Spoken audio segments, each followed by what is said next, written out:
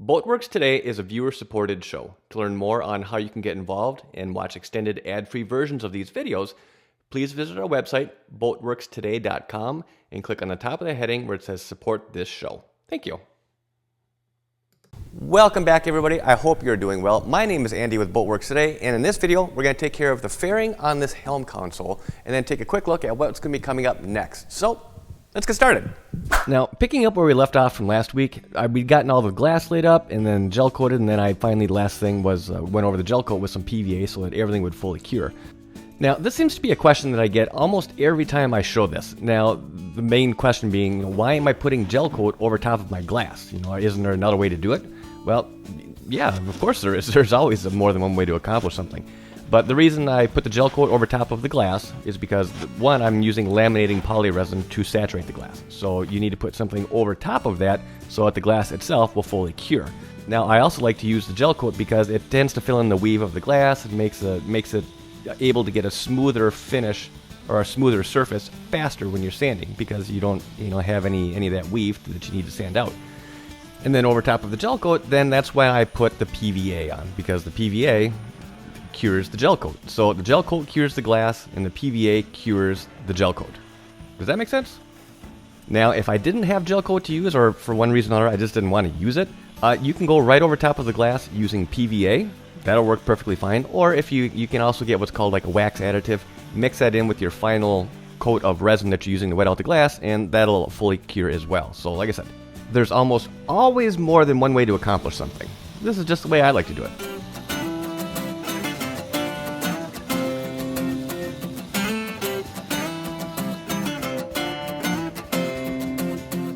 So last week there were some questions that came up along the lines of, well, how would I go ahead and patch a hole if I don't have access to the backside of it for additional reinforcement? And well, basically this is how I do it. So basically I'll sand a taper the full thickness of the laminate, and I also double the diameter of that taper. So this particular hatch, this is less than 1/8 of an inch thick. So right now I'm running a taper in here that's about 4 or 5 inches in diameter, which is more than adequate for this size hole. Now with everything sanded, cleaned, and prepped, now we're ready to start mixing up some of the fun stuff, which, yep, you guessed it, it's going to be the Total Fair made by Total Boat.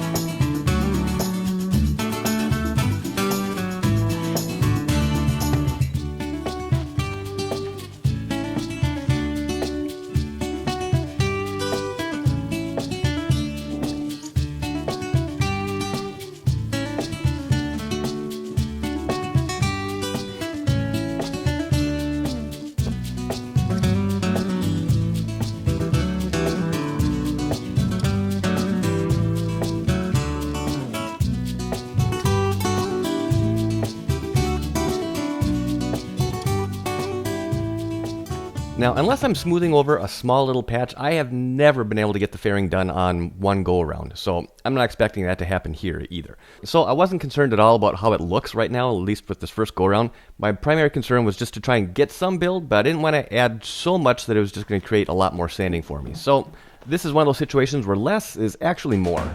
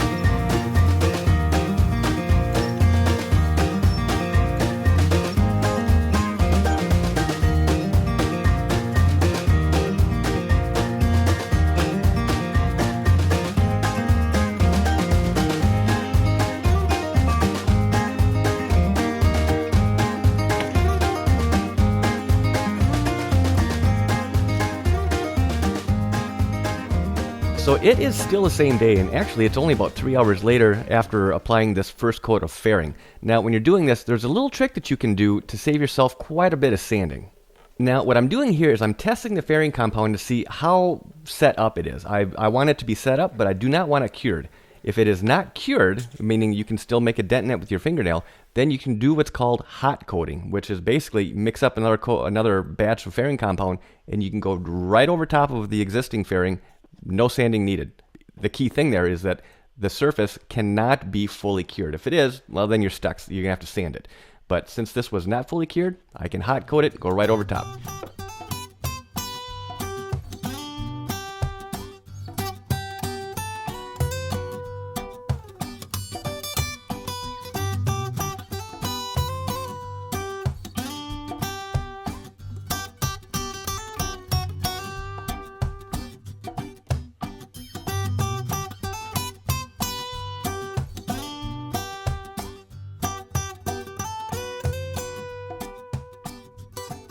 So now with the second coat of fairing down, I'm going to be hands off on this part of the project for at least the next day. I want it to be cured so I can sand it. So before I actually check out tonight, I'm going to put some gel coat over top of the glass that we laid up earlier. And then after that sets up, a little bit of PVA, and it's time to check out for the night. So it is the following day, and before I actually start trying to flatten these surfaces, I want to go over with the DA just to knock down some of the bulk or the excess fairing that was, kind of left over from the night before. So going over with the DA, it's just a little bit faster. So let me get this knocked down, and then we'll switch tools.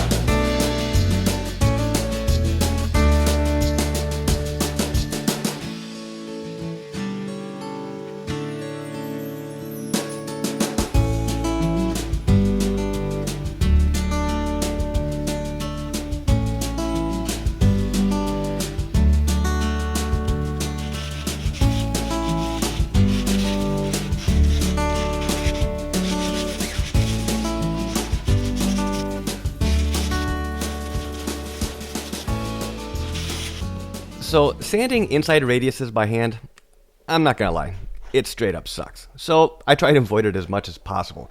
So I'm gonna make a desperate dash for the Dremel tool because I seem to remember that I have a sanding head that looks to be about the exact radius that I need. And yep, winner winner, chicken dinner.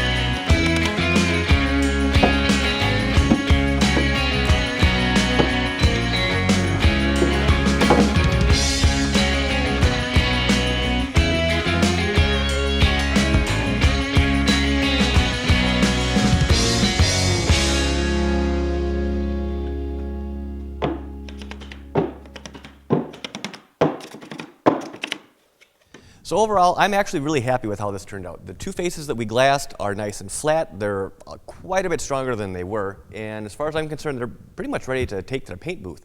Now, there is still, I do have some holes left to address here.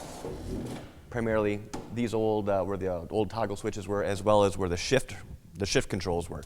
But I didn't include that in this video because honestly it's just exact same of what we just covered in the last two videos. So I thought it'd be a little bit too repetitive, so I'm gonna take care of that off of camera.